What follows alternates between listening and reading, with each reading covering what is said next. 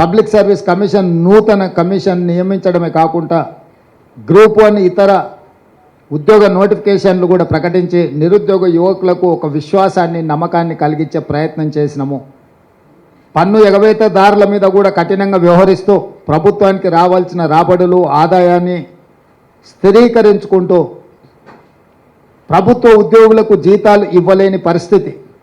పెన్షనర్స్కి ఎప్పుడు పెన్షన్ వస్తుందో తెలియని పరిస్థితి నుంచి ప్రతి నెల 1వ తారీఖు నాడు ప్రభుత్వ ఉద్యోగుల ఖాతాలలో జీతాలు వేసి పెన్షన్దారులకు కూడా వాళ్ళ పెన్షన్ సరైన సమయంలో 1వ తారీఖు నాడే వచ్చే విధంగా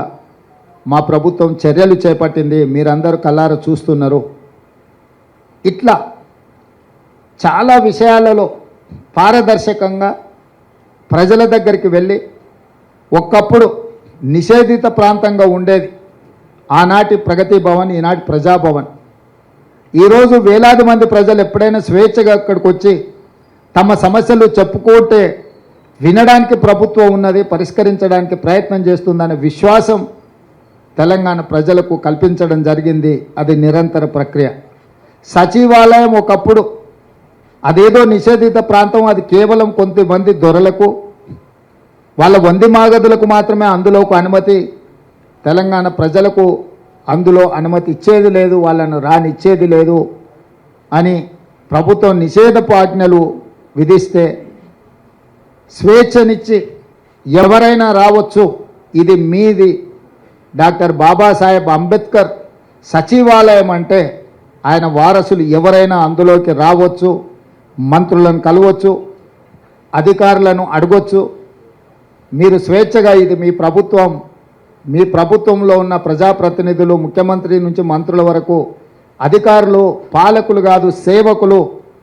మీకు సేవ చేయడానికి మేము ఇక్కడ సిద్ధంగా ఉన్నాం, మీరు రాండి, మీ సమస్యలు చెప్పుకోండి అని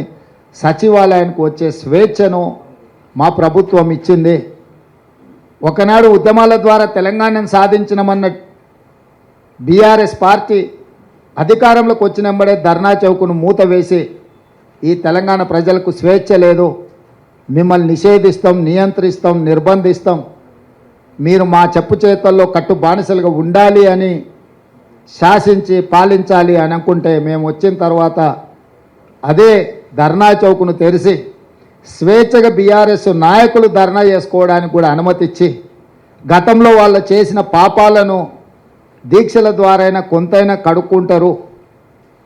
ప్రజాస్వామ్యంలో ప్రతిపక్షాలు ప్రజా సమస్యల్ని ప్రస్తావించాలి, వాటిని మా ప్రభుత్వం పరిష్కరించాలన్న స్ఫూర్తితోని టీఆర్ఎస్ నాయకులను కూడా స్వేచ్ఛగా